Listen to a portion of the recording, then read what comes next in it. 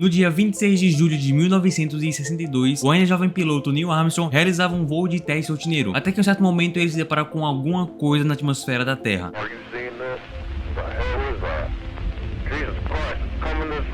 Essa coisa sacou nele com o que parecia ser tentáculos e ficou virando ele de um lado pro outro e andando por ele inteiro, até que consequentemente o jato cai. E a partir daqui não temos mais imagens desse incidente porque a câmera não suportou a queda. Então logicamente você pensa que o jato também foi destruído, já que tinha uma criatura brincando em cima dele e logo em seguida ele dá um mergulho no chão. Mas é aí que você se engana, porque essa é a foto do Neil Armstrong logo após o seu acidente, com ele e seu jato intactos. E a legenda dessa fita fala o seguinte: fotografia de Neil Armstrong após o voo, visivelmente em choque com o que viu. Foi dado drogas de memórias para Armstrong, que em seguida foi transferido para o programa espacial em setembro. Então o que quer que seja aquilo, eles não querem que ninguém saiba. E é assim que começamos They Lie Above. Oi, eu sou o Laut e junto com vocês a gente vai investigar essa história que já começou com muita informação. Começando com aquilo que foi censurado no início da fita e que por alguma razão atacou o jato do Armstrong. Talvez tenha sido só uma coincidência o jato do Armstrong ser a coisa mais próxima perto dele e é por isso que ele atacou, ou então tinha alguma outra razão, mas não tem como a gente saber por agora. Mas uma coisa que ficou na minha cabeça foi como a câmera não suportou a queda, mas o jato sim, porque tem uma foto que comprova que ele ficou inteiraço. O que me faz perguntar se realmente é o mesmo jato ainda, ou ele de alguma maneira foi trocado depois. Mas agora não é o momento para se preocupar com isso, até porque no fim dessa fita a gente consegue ver um rosto, e esse mesmo rosto aparece quando a criatura tá perto de atacar a nave. Mas como a gente tem pouquíssima informação, não dá para saber quem seria essa pessoa ou o que seria isso, então é melhor a gente ir para a próxima fita, que nos leva a uma pequena vila chamada Corona, no Novo México, que no ano de 1947, alguns moradores relataram pontos brilhantes no céu, e que estavam se movendo a uma velocidade aproximada de 480 km por hora a 400 metros de altura. Então o que quer que tenha sido isso, era rápido pra cacete. E no dia 6 de julho do mesmo ano, 10 dias depois desses relatos começarem, um fazendeiro local chamado Michael Bazel viu um desses pontos brilhantes perto de onde ele morava. Então outro ponto brilhante surgiu, mas dessa vez em formato de ideia, porque ele avisou seus familiares que ele ia investigar essas luzes e só voltaria no próximo dia. Mas é claro que ele não voltou e nunca mais foi encontrado. Tá no escuro até agora, né?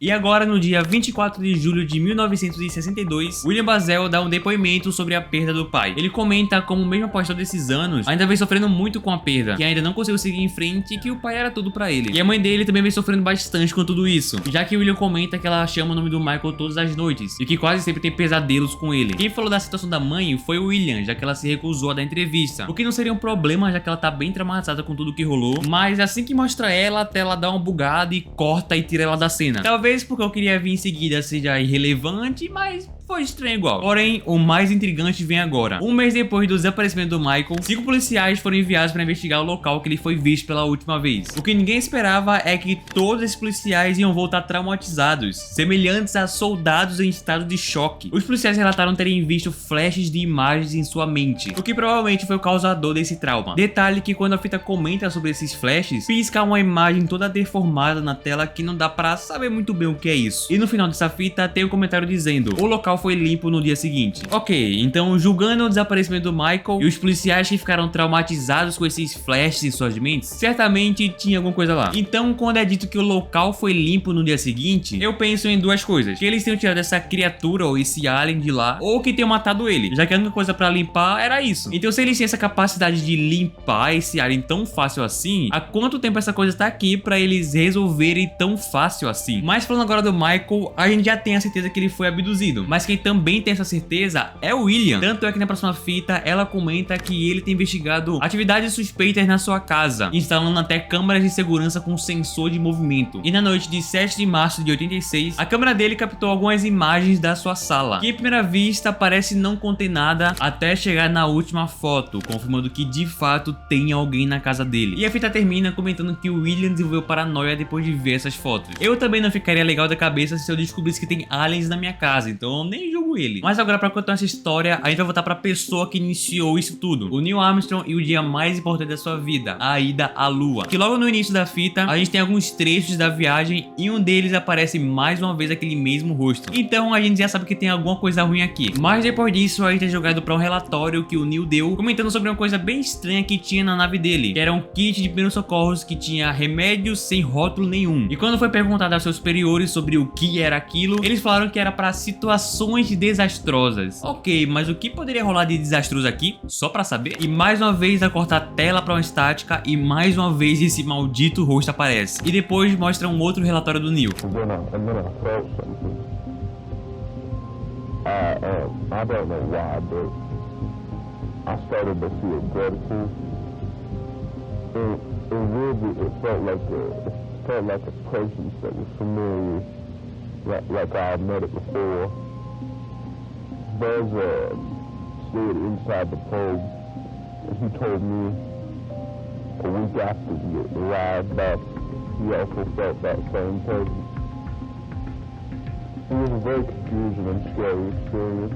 Eu acho que a ida à lua foi bem mais traumatizante do que parece. Até porque a fita leva a acreditar que a criatura também estava lá, já que o Neil comenta sobre uma sensação ruim estranhamente familiar. Sem falar desse rosto que já apareceu 2 vezes nessa fita e que a gente já viu antes. E pra confirmar ainda mais que o Neil voltou de lá ruim da cabeça, ele coincidentemente esbarrou com o William Basel em um mercadinho qualquer da vida. E quando o William perguntou sobre a ida à lua, a feição do Neil mudou drasticamente, ficando com a cara de medo e trauma. E ele sai do mercado como se alguém estivesse seguindo ele. De acordo com o William, foi como se uma chave tivesse virado dentro dele. Todo esse lance com o Neil tá sendo muito estranho. Começando por aquele teste de voo que deu completamente errado e ele ficou bem depois disso. Depois aquele relatório estranhíssimo que ele deu. E agora isso, ele visivelmente traumatizado com o que quer que tenha rolado na lua. Mas essa não é a pior parte. Logo depois disso é mostrado pra gente fotos do Neil através dos anos. Mostra ele nenê, mostra ele criancinha, mostra ele adulto, mostra ele no dia que ele foi até a lua. E assim vai indo. O mais estranho é que vai indo pra cacete também, porque essa seria uma foto do Neil Armstrong em 2022 com 92 anos. Claramente tem alguma coisa errada. Sem falar que na vida real ele morreu em 2012, mas nessa fita ele ainda tá vivo, o que só mostra pra gente que ele foi substituído por um alienzinho, né?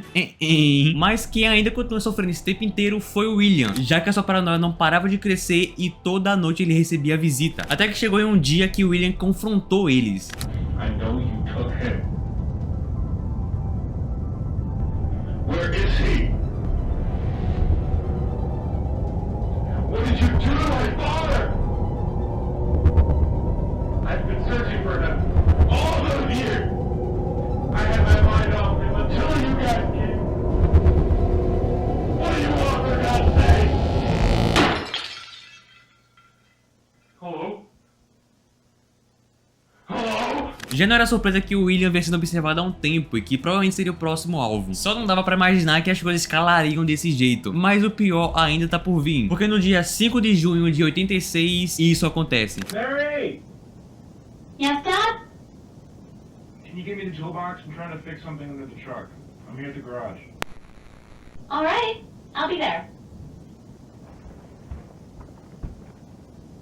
Dad? Dad? Dad?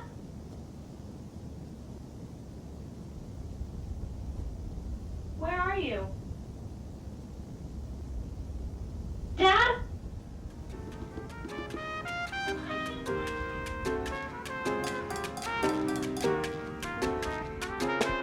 E esse foi o final da parte 1 de They Lie Above, que termina com William sendo abduzido, Neil Armstrong trocado por um alien e uma ou mais criaturas soltas por aí fazendo o que bem entendem. O que eu mais curti nesse Analog Horror foi toda essa temática espacial que ele abordou e como ele usou datas reais e fotos reais pra dar mais veracidade pra gente que tá assistindo. Infelizmente, ao que tudo indica, esse Analog Horror não vai ter mais continuação, já que o seu criador aposentou desse gênero, mas eu achei que seria interessante pelo menos mostrar o começo desse universo. E eu vou ficando por aqui e espero muito que tenham gostado desse vídeo. Comentem teorias sobre o que vocês acham que rolou e também comentem de outros Analog Horrors pra eu trazer pro canal. Mas é isso, muito obrigado pela atenção e fiquem bem.